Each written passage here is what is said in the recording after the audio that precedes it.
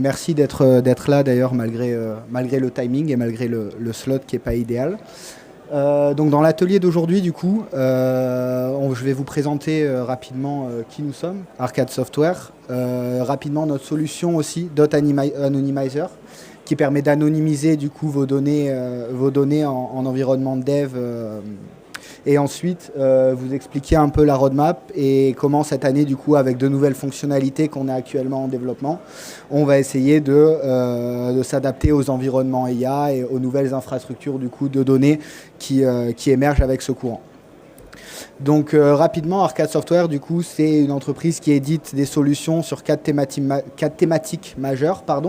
La première, du coup, l'anonymisation des données, celle dont on va parler aujourd'hui, et aussi une plateforme engineering, de la cartographie d'applications et de la modernisation de systèmes IBMI, Legacy ou aussi Mainframe.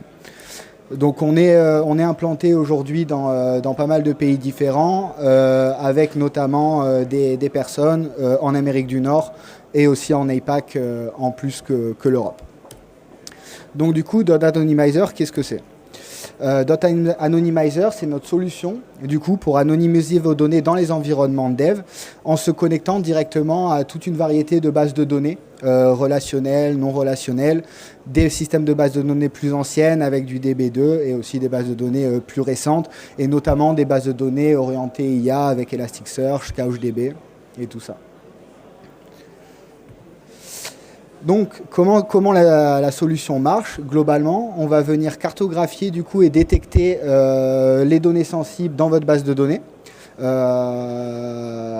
ce soit en se servant du coup du type de données à l'intérieur, du contenu directement des colonnes grâce à l'analyse d'expression régulière, du nom des colonnes et même de script groovy si on veut pousser la personnalisation de la détection et de l'anonymisation le plus loin possible.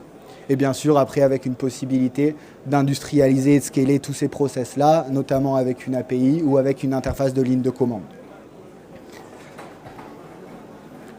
Donc, d'un point de vue plus technique, quelle est la structure du coup de Anonymizer ? C'est un serveur du coup qu'on va installer directement dans votre infrastructure, qui va se connecter, comme j'ai dit, aux différentes bases de données que vous avez, mais aussi prendre en compte des fichiers plats, que ce soit du JSON, du CSV, du XML, pour pouvoir les anonymiser. Le serveur est accessible via une interface web, directement accessible depuis votre browser. Et comme j'ai dit, du coup, il dispose aussi d'une interface de commande et d'une API documentée. Donc pour s'adapter un peu au contexte du coup de l'intelligence artificielle et notamment aux nouvelles architectures qui émergent avec cette ère-là, on a deux features qui sont en testing actuellement chez nous.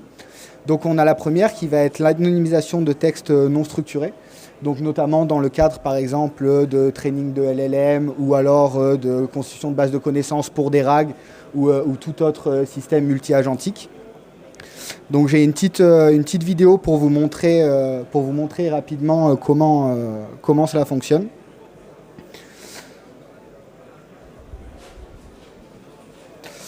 Donc quand vous arrivez sur notre application, on a deux parties. On a une partie découverte, une partie anonymisation. Là aussi, on va se trouver dans la partie découverte, du coup, qui va nous permettre de rentrer du coup un texte non structuré.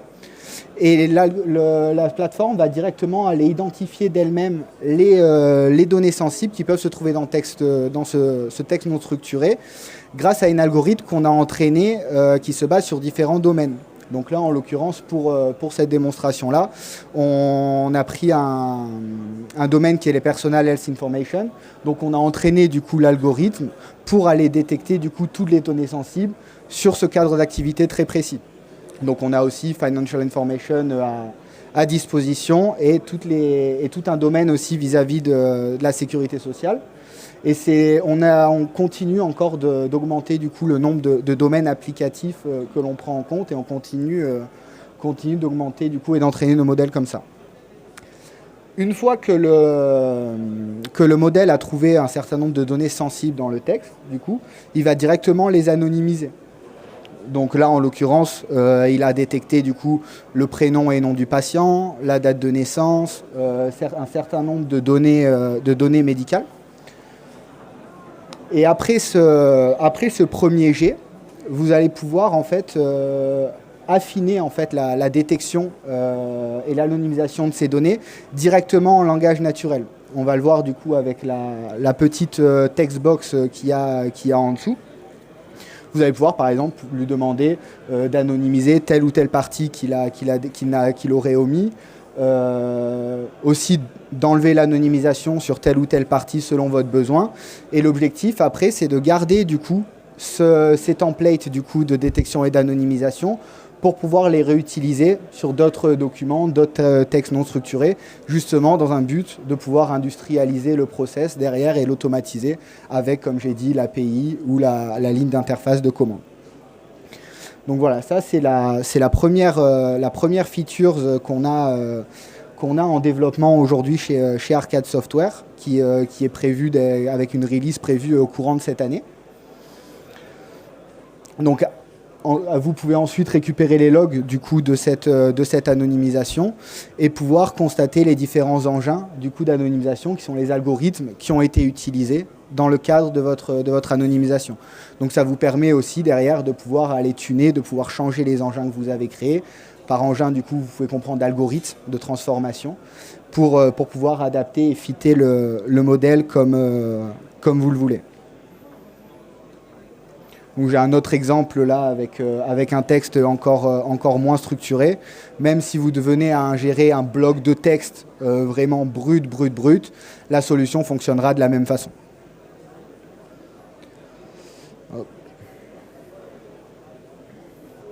Alors je vais maintenant passer à la deuxième feature, du coup, qui est l'anonymisation de PDF. Donc là, on va peut-être être plus dans le cadre de l'alimentation d'un RAG, par exemple, où on va fournir du document. Hop.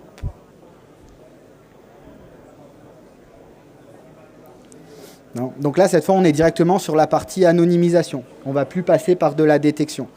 Donc on va pouvoir connecter directement la plateforme à un dépôt de fichiers qui est soit directement dans le folder source ou bin du serveur, mais on peut aussi totalement le lier à des folders, à vos folders à vous de dépôt qui sont directement storés sur votre machine.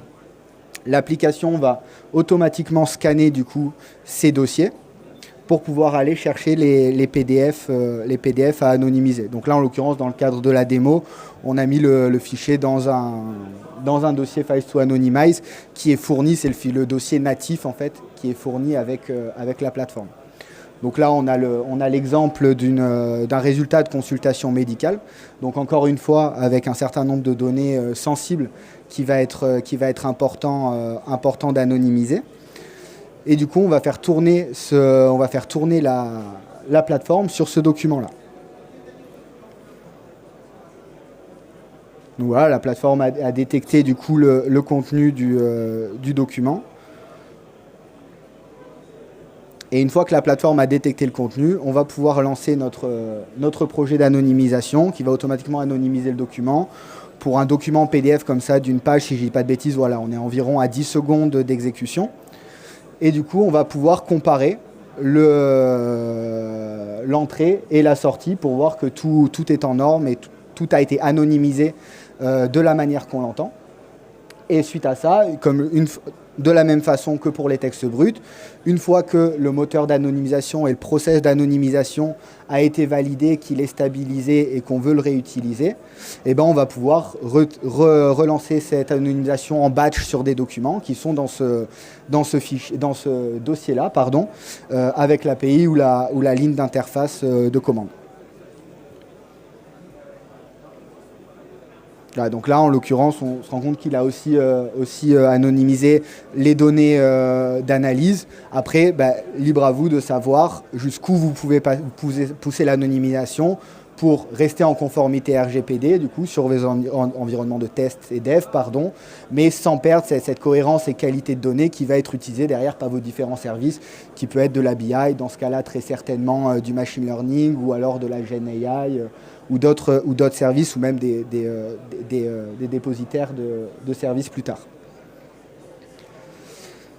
Donc voilà, c'est tout pour les features pour l'instant qu'on a en testing que je peux vous montrer. On a poussé aussi cet objectif de se rapprocher de l'anonymisation totalement automatisée avec l'IA. On travaille actuellement sur une nouvelle feature, ce qui n'est pas encore en preview, qui s'appelle le Magic Button, qui permet en fait de charger directement un document dans la plateforme et avec un bouton, sans que vous ayez rien à faire, du coup, d'aller chercher les différents champs à anonymiser en fonction des normes du coup évolutives de la RGPD, de la CNIL et tout ça, directement d'anonymiser ça et histoire de pouvoir retrouver le document directement dans un dossier de dépôt juste après. Ça, pareil, c'est une fonctionnalité qui est actuellement en développement, comme je disais, qui n'est pas encore en preview, qu'on devrait être à même de pouvoir montrer courant de cette année. Voilà. Donc j'ai laissé 4 minutes du coup si certaines personnes peut-être ont des questions vis-à-vis de la solution d'Arcade ou des différentes features que j'ai présentées aujourd'hui. Non? Si c'est clair pour tout le monde. Oui. Oui. Alors, pour l'anonymisation des normes bases, ça va marcher de la même façon. On va pouvoir se connecter donc, selon le type de base de données. Soit vous êtes déjà au courant en fait, de l'architecture de votre base et du contenu en fait, des différentes tables et tout ça. Et on ne va pas avoir besoin nécessairement de passer par la partie détection, cartographie de cette base-là. Et on va pouvoir directement faire tourner des moteurs d'anonymisation, des algorithmes du coup, sur les différentes colonnes que vous avez préalablement identifiées comme des colonnes sensibles. Donc si on parle d'énormes bases avec des très grosses volumétries, en général, ce qui peut être conseillé de faire, c'est de passer par l'API ou la command line d'interface. Vous avez peut-être un ordonnanceur ou quoi en interne pour travailler sur vos flots de données. Et pourquoi pas faire tourner du coup cette anonymisation en batch sur des heures creuses ou quoi que ce soit. Ça va dépendre, chaque base de données a des temps de traitement différents de par sa structure, de par son pilote de base, et ensuite de par son nombre de colonnes, son nombre de lignes et tout ça. Est-ce qu'il y a d'autres questions? Non. Écoutez, s'il n'y a pas d'autres questions, du coup, je vais vous remercier pour votre temps et votre attention. Et voilà, à plus tard. Merci beaucoup. Merci.